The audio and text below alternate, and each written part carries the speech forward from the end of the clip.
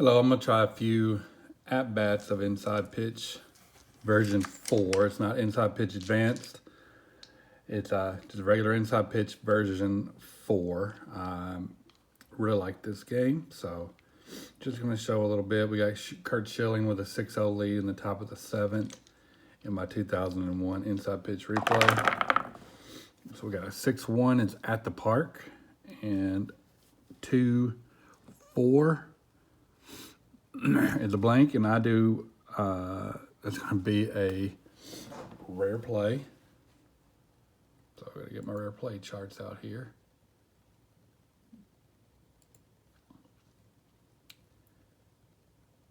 And of course, this would come up when I began to hit record.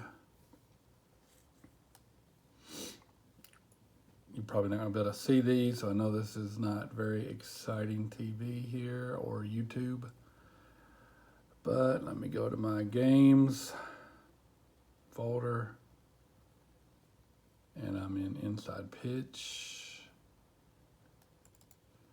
Inside Pitch version for rare play charts. And I wrote a 2-4, just a rehash, on the pitcher's card, or a 6-1, which is at the park. This symbol just means at the park. And then I wrote a 2-4, which is blank, on bank 1 ballpark. So that is going to be at the park, no men on bases on the rare play chart. Going to re-roll for that. And I got a 5-6, and I got the chart up on my screen. You'll just have to take my word for it. High chopper into the hole at first base. Pitcher has to cover. Check pitcher for error dropping the throw. High chopper. Oh, pitcher has to cover for first base. So my pitcher's error rating is a 5, which is Kurt Schilling. And I roll a 20 on the D20. So it's going to be a ground out to first with the pitcher covering. So G31 here on Digital Diamond. Interesting first play since I started broadcasting. All right. So we're back to the top of the 7th. Schilling. 5-3 is a range play. 1-5 against a righty is a grounder to third. My third baseman's range is a 3, and it's a 1 on my blue die, so that's going to be a ground out to third. Matt Williams takes care of Paula Duca. Now we got Alex Cora.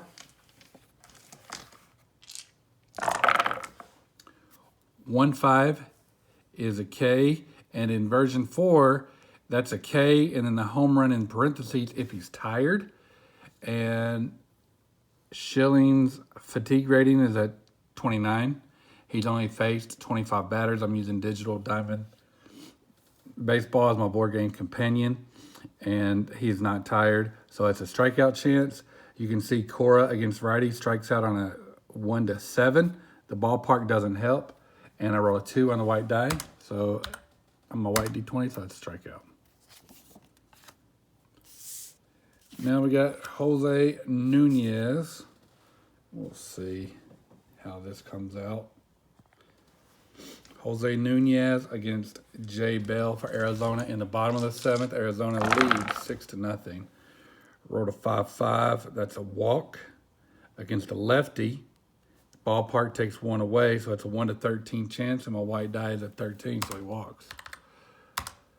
Strategy rolls are off because of the formula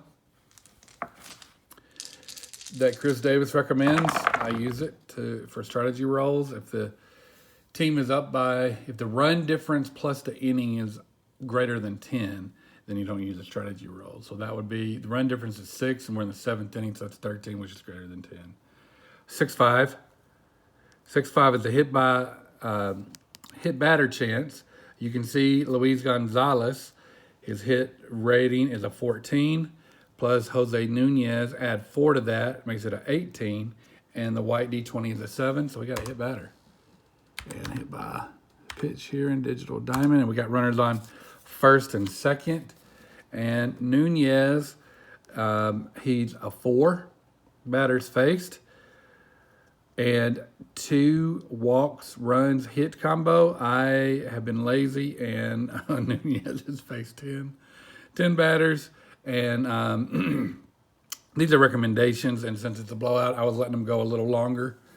And he's got, this is the pull rating, and that's, I think it's called like an exhaust rating or something like that. Also, if I get one of these readings in parentheses, then you he's exhausted and you have to pull him based on the rules. These are more of a suggestion. I'm going to let Nunez pitch to Matt Williams. The next base runner he gives up, I'm yanking him though. His position, you can see Nunez started with San Diego. He started with LA. He'll finish the season with San Diego. That's why his card says San Diego, even though this is the Dodgers. If he allows one more base runner, I'm gonna have to pull him. Pitcher's spot is up next, so I'm trying to get through the inning, even though probably would have pulled him in real life, but it's the middle of a season and they need to rest their bullpen a bit, and he's gonna have to take one for the team. They trade him to the Dodgers later in the year anyway, so they're gonna let him pitch. 5-4. 5-4 is a K chance. Matt Williams against the lefty strikes out on a 1-6. No help from the ballpark. The white D20 is a 17, so we move on to the hitter's card. 2-6, you can see that's a double to right. And we're going station to station since the run differential is greater than 6. And that's going to be it for Jose Nunez. So I'm going to pull him.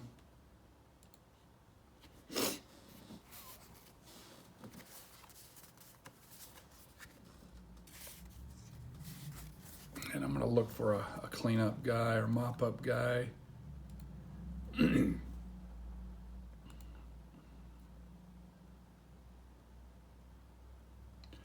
Greg Olson will be coming in to pitch for San Diego. You can get a look at his real-life numbers there. He pitched in 28 appearances. 0 for 1 with an 8.03 ERA guy.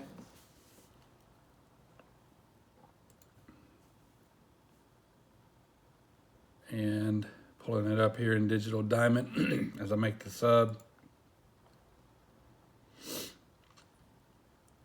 In my replay, this is his second appearance. He's got 1 inning, 1 walk, 1 earned run, a 2.0 whip, no strikeouts, and a 9 ERA. So we're just playing out the string here. LA is going to play in. It's a 7-run game. They're going to try to prevent any more runs, just in case they make a miraculous comeback. Steve Finley's up. I probably should have looked for a lefty there, but 1-3 is a strikeout chance against a righty. It's going to be a 1-7. That's a 4 on the D20, so that's a K. Danny Bautista strategy rolls are off. And I roll a 2-2. And because he's not tired yet, because this is only a second batter faced, we can ignore the parentheses. And we're just going, so we don't have to use the exhausted rating. But when there's a double question mark, you just come down here. He's facing a righty, and I rolled a 14. You can see it's an automatic single, so S1. And again, we're just going station to station because the runs are so big. The run differential is so big. It's kind of what Chris Davis recommends, and I'm going by it. Now we got Greg Olson versus Mark Grace, who's hitting 409 in my replay. We're about 6. Dodgers have played 7 games. Arizona's played 6. So this is their 8th and 7th games, respectively. 6-3 strikeout chance. There's only a 3 against the righty. That's a 10. So no strikeout. 1-6 is a single pass first. And Arizona's just pulling it on here. Runners were at the corners there. It's 9-0. So now it's 9-0. And that's 3 batters faced. He's at this number. This is the pull. This is the fatigue rating. This is the pull rating. He's reached that. But again, just playing out the string, trying to get through this game.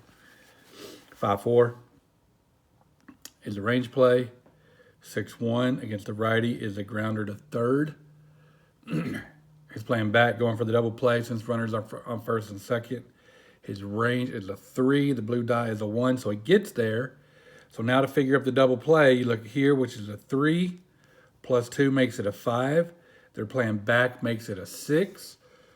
The second baseman's turn rating is 0. 5 is the most you can get, if I'm not mistaken.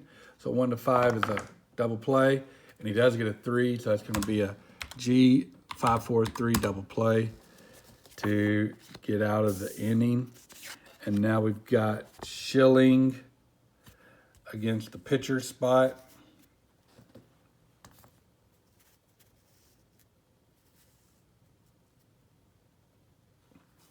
And of course, the Dodgers are going to bring in a pinch hitter here. I'm looking for a lefty or a switch with the fewest at-bat plate appearances in real life is how I do these replays to get through the usage, since I'm doing as played. So some of these guys are going to be gone pretty soon, so I got to get them their at-bats while they're on the roster. So it looks like it's going to be Phil Hyatt hitting for the Dodgers. And let's see.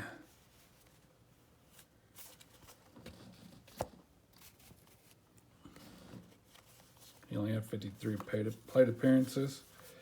In 01,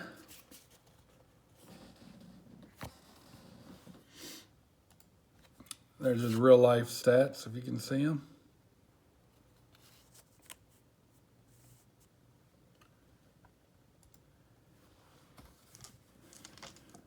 And in the replay, this is his 4th game appearing.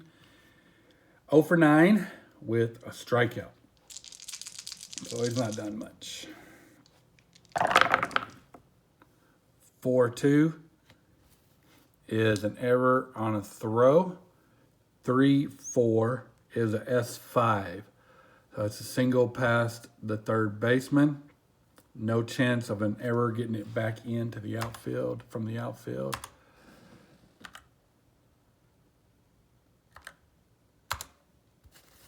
So Hyatt, and I'll try to use him for a double switch. He can play third or first. We'll see what's up. Schilling is at 27 batters faced. He can go to 29. His pull rating, before he gets tired, his pull rating is 11, and he's only at 8 for that.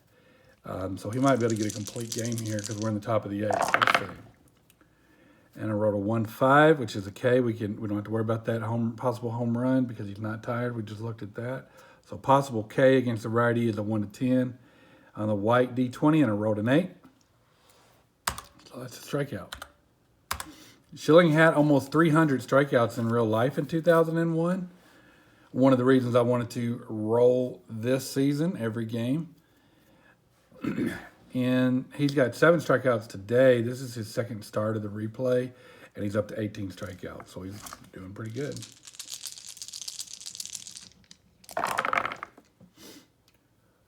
4-3 is an error on a grounder chance. 6-3, star line 2, which is a G4 to J Bell. His error rating is a 2.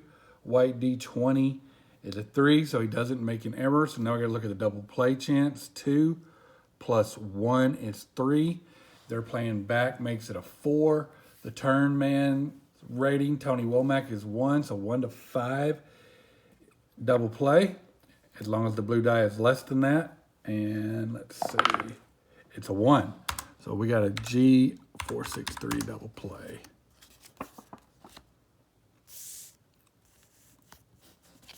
Oh, now we got to find a new pitcher.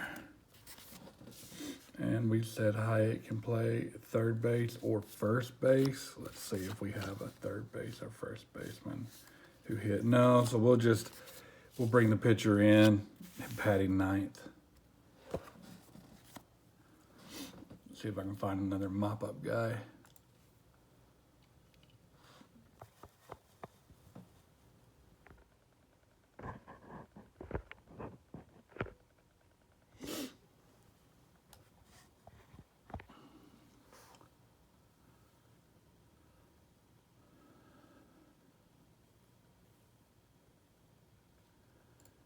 And it looks like it's going to be Matt Hergis for the Dodgers. Not familiar with him. There's his real life numbers for you to look at if you're interested. And I'll tell you what he's got going on in the replay here in a second. So he's going to come in and hit ninth.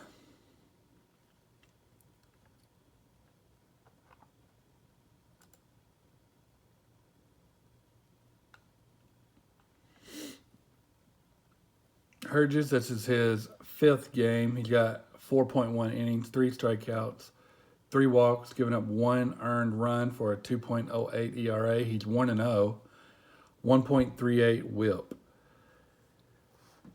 So let's see. We're gonna let Schilling try to get the complete game here.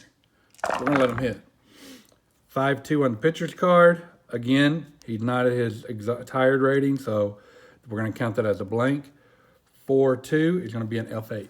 Fly out to center.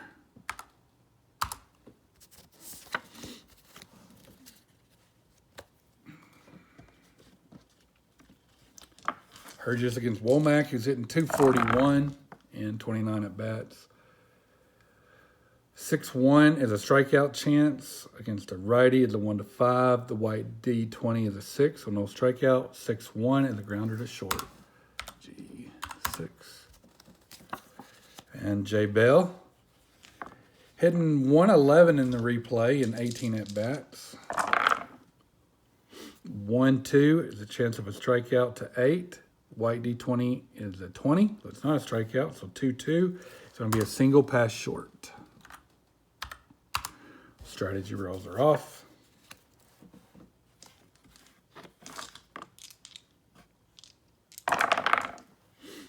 (1-3) home run question mark, which means you look at the batter. He's a lefty. Home run lefty. You can see Hergis gave up 8. That's what that is here. Against lefties, 1-16, then the hitter can have a chance to hit a homer. The white die is a 3, so he's got a chance. Gonzalez against righties, his home run is a 1-20. The ballpark doesn't modify, so that's going to be a 2-run homer for Luis Gonzalez, who had 57 in 2001, and that's just his first one in my replay. So some guys already have 5 in this replay. Gonzalez was one of the leaders. Of course, this is the year Barry Bonds hit 73, but 57, I think it was second, maybe third, fourth. I actually think Sammy Sosa had 60-something this year as well. I think 57 was third. But he just got his first in this replay. And that's an 11-0 lead. And just 4 batters faced, so he's not tired. He did reach his pull rating, but they're going to leave him in, trying to run it out here. And Arizona needed this. They're 1-5 coming in this series. They won the World Series 2001 in real life. So I'm hoping that this series kind of gets them going. 5-2 is blank. And 6-6 is going to be a fly out to center.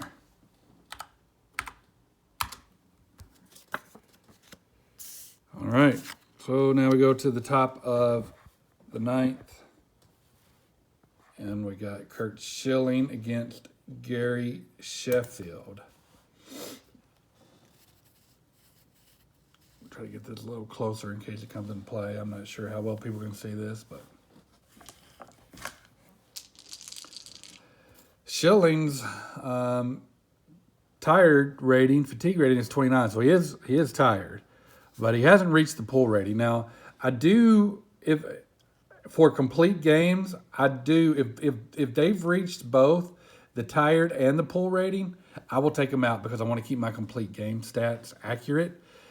but and I'll also take him out because if I land on one of these parentheses, that's just one of the rules of the game that they're exhausted and you must sub them out. It's just a way to control usage. So I honor that. But I'm going to try to let Schilling had 6 complete games in real life. This is his second game. He had a complete game in his first one. But we're gonna let him go again. He was 0-1. Despite having a .56 ERA, he had a hard-fought loss in game 1. Let me pull that up here on Digital to Diamond since I can. Digital Diamond. Replay daily. This game date is April 10th. On April 4th, he allowed 4 hits, 1 run, 11 strikeouts, 1 walk in 8 innings. So I guess he didn't have a complete game. Had a game score of 86, but he took the loss in that. So it doesn't tell me who it was again. So I hate to see. I wish I could recall that. But all right, Schilling versus Sheffield should be a fun matchup in early 2000. 3-4. Up, and we got that exhausted rating, so he's going to have to come out after this. We still go ahead and finish out the double question marks. Against a righty, 1-15 is automatic hit, as an automatic S1, but it's a 17. So we consider that a blank, and we go to 5-3, which is a fly out to left, F7. But since I got that parentheses, you got to take out Schilling. He's just too exhausted to continue, and he's not going to get the complete game. I've found so far using that method, the method suggested by Chris Davis in all these projects I've been doing in Inside Pitch, that it really does a good job of only letting guys who need to get complete games get complete games.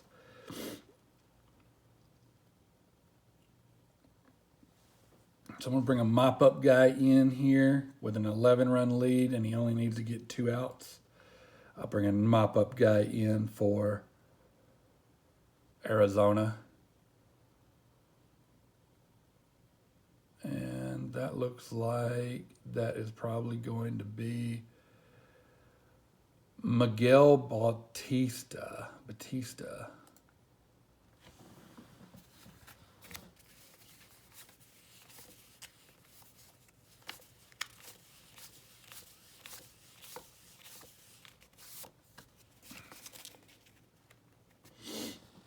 There's his card for your viewing pleasure. Real life stats. Let me see if he's got anything in the actual replay.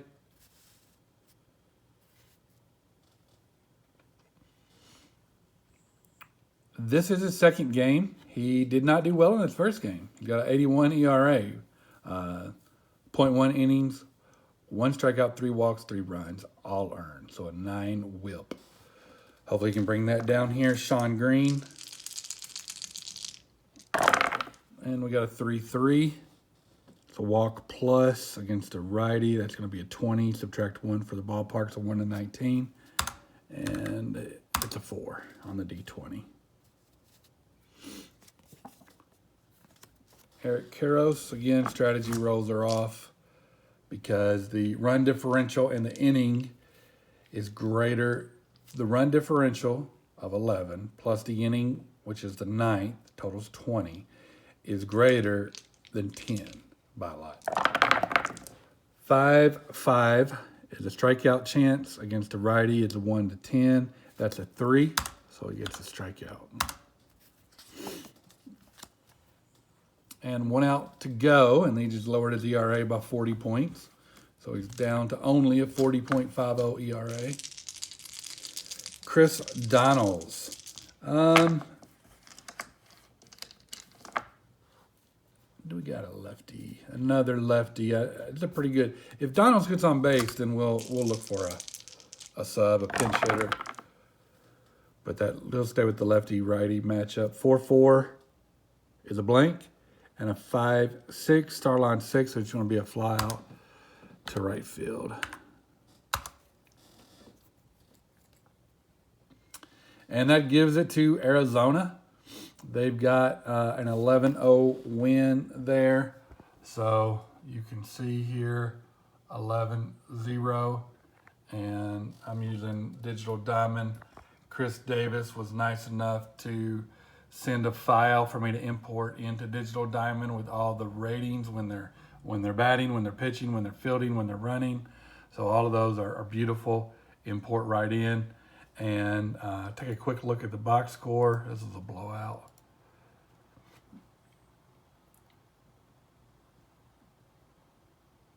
This game was played on April the 9th. You can see it right there. We'll take a quick look at the box score. There's our summary. Says Schilling strong in start versus Los Angeles. Not going to take the time to read it. 7 hits, 0 runs, 7 strikeouts, 1 walk, and 8.1 inning. Player of the game honored. Arizona is now 2-5. Here's the box score if you're interested in reading through that.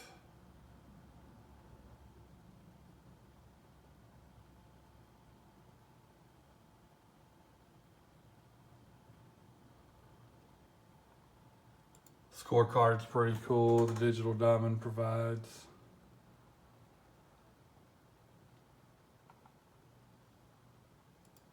I'm going to just give a quick rundown of the